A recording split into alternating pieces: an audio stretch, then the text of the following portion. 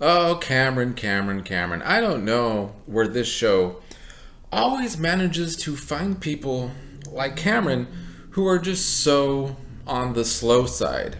Cameron is kind of growing his target now that he's on the block with conspiracy theories and just saying too much. I didn't talk about how last night Cameron brought up how his mother watches The Traitors, and that's actually where he recognizes Suri from.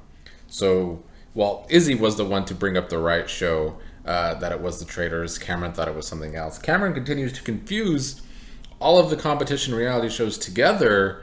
But yeah, Suri didn't like that out of Izzy, and now Cameron knowing that Suri was also on The Traitors.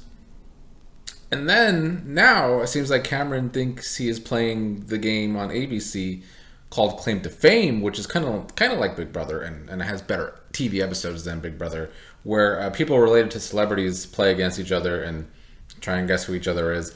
So Cameron now, his conspiracy theory is not that Jared and Suri are related. No, it is that people in the house are connected to other famous people, except himself. I don't know why he thinks he's on the cast then, unless he thinks it's half and half. But his big theory is that Felicia is related to Denzel Washington. Now, all of these conspiracy theories you would think would grow his target. He is on the block next to Riley. I still feel like, however, the alliance of Suri and Izzy, Jared are all still taking Riley out. There's a disconnect to me. I don't see how that is best for Suri or Izzy's games, keeping Cameron in the house over Riley. I mean, I guess for Izzy, I feel like either way she might be a target of Riley or Cameron. But Suri has Riley in her back pocket. And Felicia does too. So I feel as though Felicia and Suri should want to keep Riley over Cameron. And if those two stay on the block, maybe we still go there with Suri trying to keep Riley over Hisam's target of her. But for now, it still seems like that side wants Riley out. Now, Riley still has support from some of her old allies. Enough for them to use veto on her? Doesn't look like it. Blue and Jag have discussed how if one of them were to win the veto, they would have to find a way to just keep things the same. They think that they will be able to vote Cameron out over Riley if those two stay on the block. The other side probably not really feeling that way. Now, yeah, Hassam's target remains Riley. Some of these commenters from yesterday, look, I am not the person for you if you were offended with me calling Hassam ugly. I'm sorry if the truth hurts.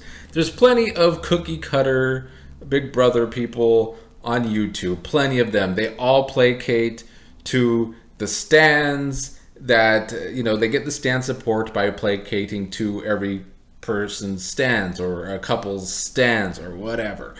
I don't do this here. Sorry, it's just real talk. Hassam always has a scowl on his face, and it's ugly.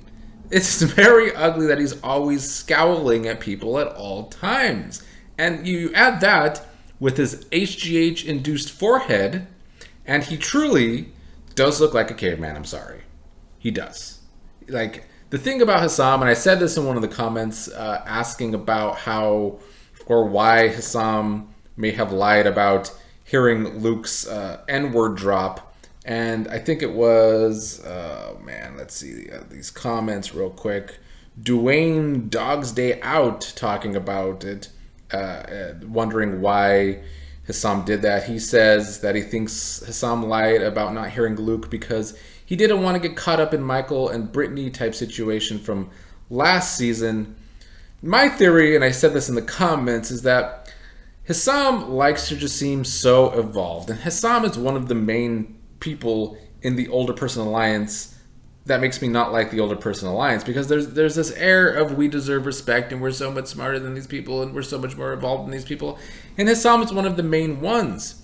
He has this air about him, or he wants this perception about him that he wants to just play fair and square and that he is evolved. But in reality, A, he looks like an unevolved caveman, but B, he is a piece of shit, and we saw that with the way he lied about the situation with Luke. But he couldn't say that he heard it, and he didn't really talk about it with others, because then it looks like, oh my god, he's not actually evolved, because he's not actually evolved.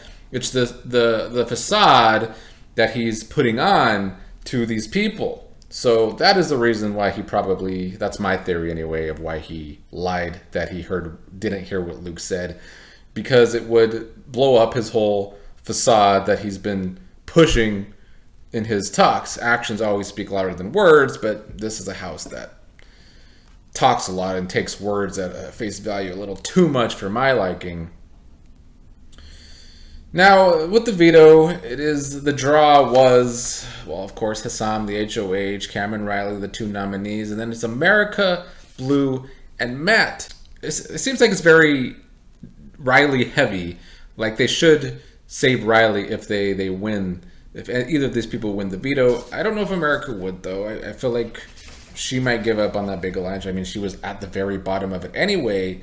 And Blue has already discussed how she maybe would not use the veto on Riley. She's discussed this to Riley, that if she wins the veto, they need to talk about the long-term plan. Like I said, Jag and Blue already talked about how maybe they just leave noms the same and they just try and vote out Cameron that way they're not hurting their own spot with people like Hassam. But once again, that's kind of the lack of backbone from some of these younger players, like I talked about last night. Although if Blue were to take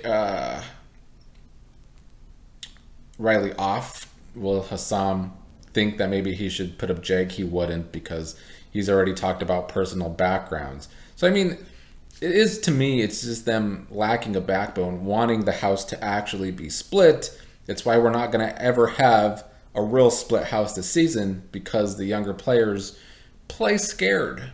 I do think Matt, however, would use the veto on Riley. Hassam seems to think he can work on Matt to make that not happen. Does Matt have a crush on Riley still? Maybe, who knows? I think that would be not only a boring and awkward showmance, but Riley is so self-involved that I don't think it would end well for Matt, but whatever. I think production wants Riley to stay over Cameron, which makes me believe that Riley has a very big chance of staying over Cameron once production gets to work in the DR to try and save her with people. But if Riley is going to be saved this week, the best case scenario is Matt wins the veto and takes down Riley, because then that puts Hassam in a predicament. And I want to see how Hassam gets himself out of this predicament, because I don't like him, like I talked about. And Boo Boo said in the chat yesterday, and I agree with her, he's so condescending to people. I don't understand how he didn't rub these youngins a little worse than he did in these talks with him. Like, on one side, he handled himself well, but he was very condescending with everyone on that side anyway.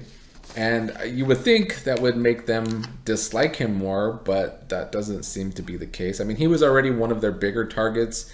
This should have sent it over the edge as the biggest target.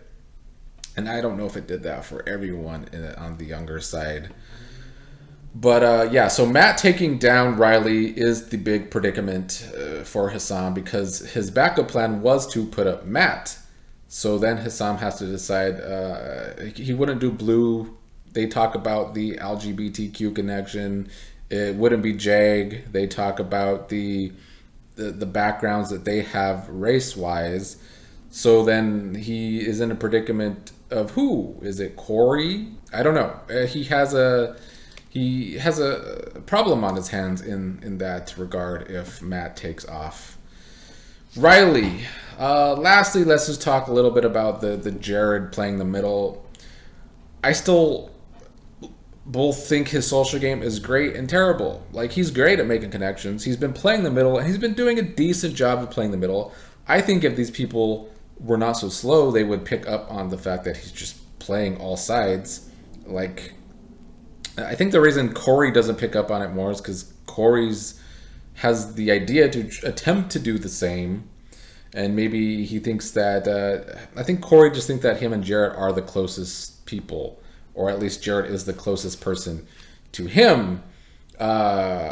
But yeah, Jared plays the two sides a little hard sometimes. He says a little too much to people, and they just don't pick up on these things. Like Kirsten saying he called himself the same nickname that Cerie says her son's nickname is, and nobody picks up on that.